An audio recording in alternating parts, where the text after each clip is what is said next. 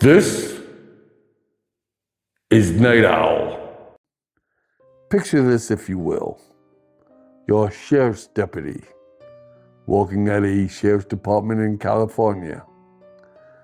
You're just counting down the minutes to the end of your shift when, all of a sudden, a woman comes bursting through the front door.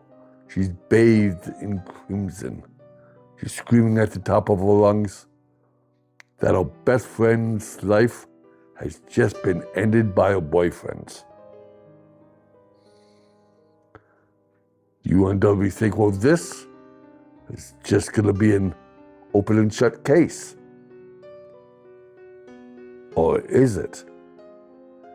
This is the story of LaNell Barsock. Greetings. I'm Ted, your host, and this is Night Owl. Today, we're off to Palmdale, California, where we will be talking about the case of LaNell Barsock. And who is she? Well, she was born and raised in Palmdale, California, and by all intents and purposes, she was a very ambitious and hardworking young lady. She worked as a licensed vocational nurse, and she achieved a lot of financial success.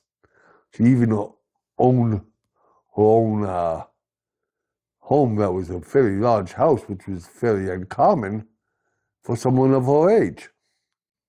Now, she was also very nurturing.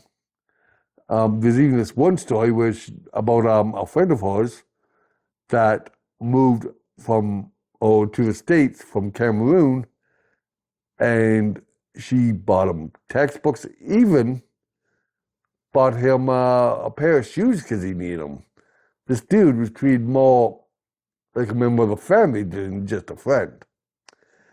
And people said that when it comes to her personal life, she was very affectionate and she craved emotional connection. And she, of course, did end up having a live-in boyfriend, a dude named Louis Bonheur. I apologize if I mispronounced his name. They met while they were both in school, and I guess she offered to give him a ride home one day, and before long, they became a couple. And their relationship started off nice and warm and loving. But over time, cracks did start to develop in the relationship. Most of it had to do with jealousy issues and a lot of arguments over infidelity issues, and evidence that they were both actually seeing other people. And there was even a prior domestic disturbance call. Now, one of the biggest issues they had at the time involved a dude named Ike from Sacramento. He was a flight nurse, and LaNell had met him online. In fact, she even bought a secret cell phone so that she could communicate to Ike. And as you can imagine, it really, really upset Louis. Then came June 16th, 2010.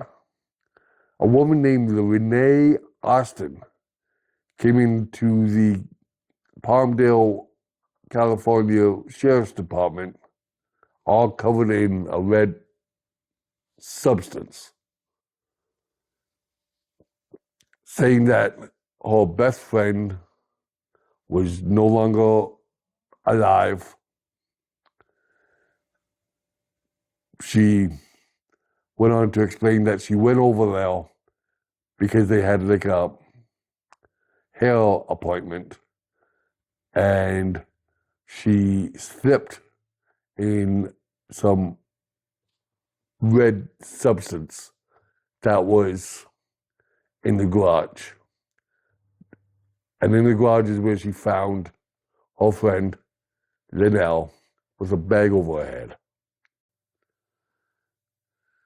And Renee went on to say that it was LaNell's boyfriend, Lewis, that had actually committed the crime. She said that LaNell and Lewis had fought earlier in the day, and that Lewis was an incredibly violent and jealous person. And Renee said that she saw Lewis at the scene and that the dude even chased her as she fled to the sheriff's station. Now, initially, to the cops, that sounded incredibly believable. I mean, they already had documented cases and domestic disturbance calls that came in from the two. So they thought maybe so. So they quickly went out, found Lewis, and arrested him. Now, the problem is the detectives started to have a feeling that maybe Renee is not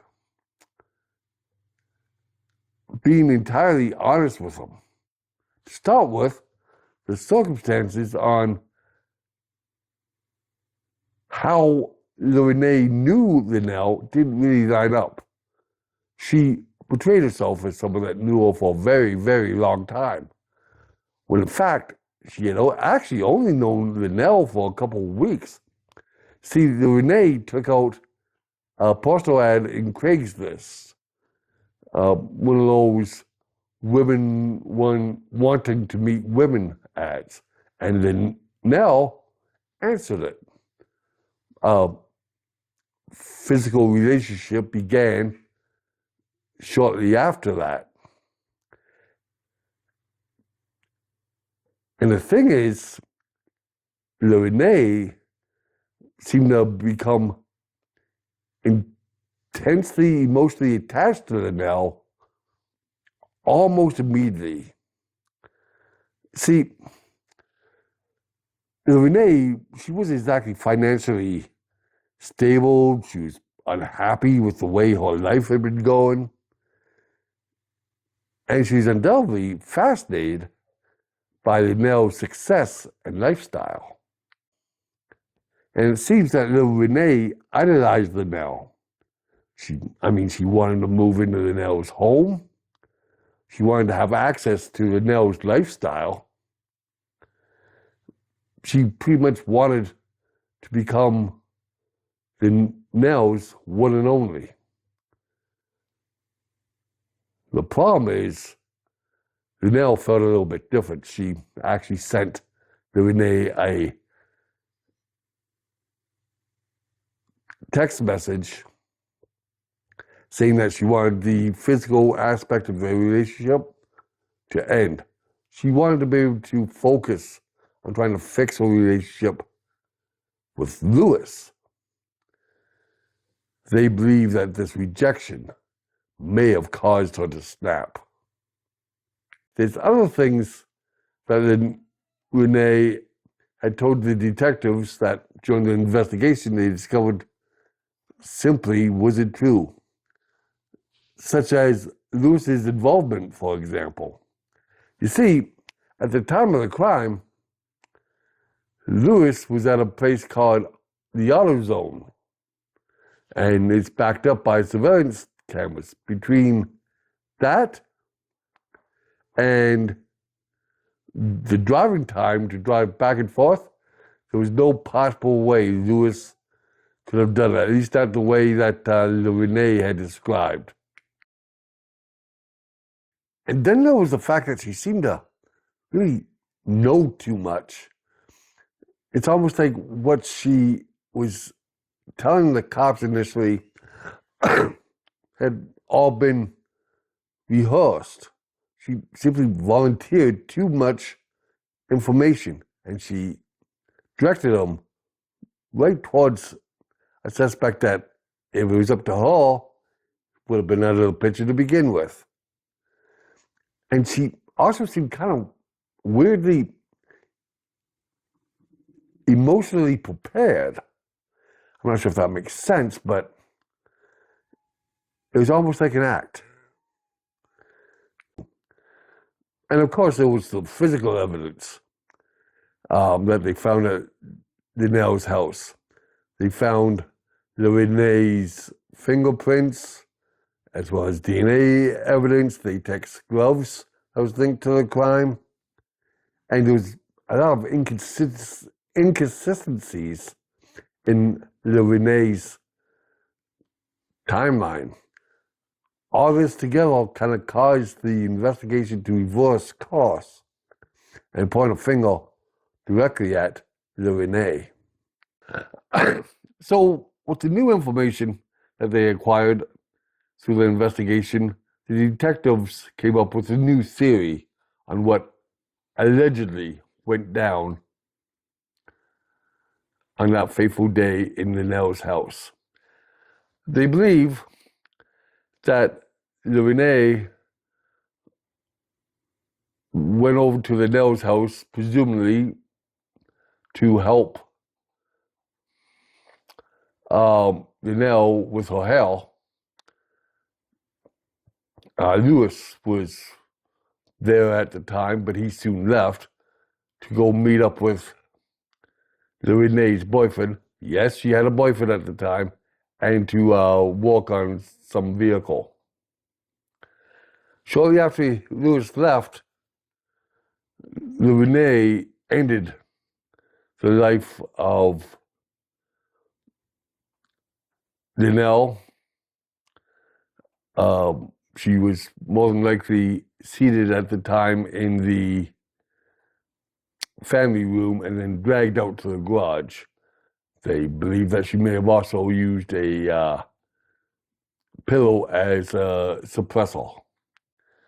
Now, after she did what she did to LaNell, Renee had to, stage the scene to try to get all the fingers pointing towards Lewis. So, as I said, she dragged the body from the family room into the garage, and she attempted to stage the scene. She stuffed items that had bodily fluids on it into the victim's vehicle, and she even planted a fake breakup note that was supposed to be from LaNell to Lewis. And she did everything in her power to make it look like Lewis was just a jealous dude that ended the life of his girlfriend. Incidentally, one retired detective later said that the bag being placed over LaNell's head would suggest that the person that did it probably knew the victim and emotionally could not bear looking at her afterwards. Now, I guess all that was really left for the police to do was go and arrest the little dog. Unfortunately, that was easier said than done. It seemed that Renee had taken off to police, which, of course, if there was anyone thinking she was innocent beforehand, they don't think that anymore. And she was actually there for over a year, and I guess the case was even featured on America's Most Wanted, which of course generated a lot of tips and eventually led the cops to Punta Gorda police. She was arrested in 2012 and extradited back to the United States. And in 2015, she was convicted of first-degree murder, sentenced to about 50 years to life, and she tried to appeal it later, but she lost her appeal. LaNell Barsock opened her home to someone she believed she could trust. Instead, that trust would turn her into a victim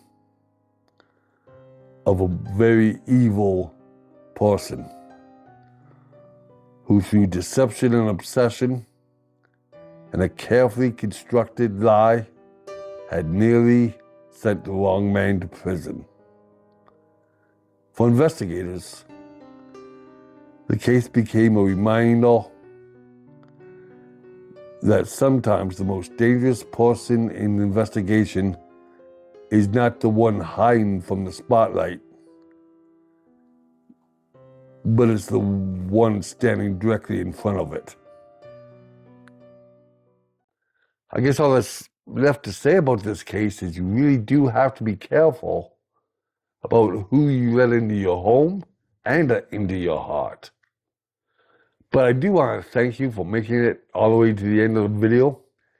And if you did like the video, then please hit like, subscribe, and share.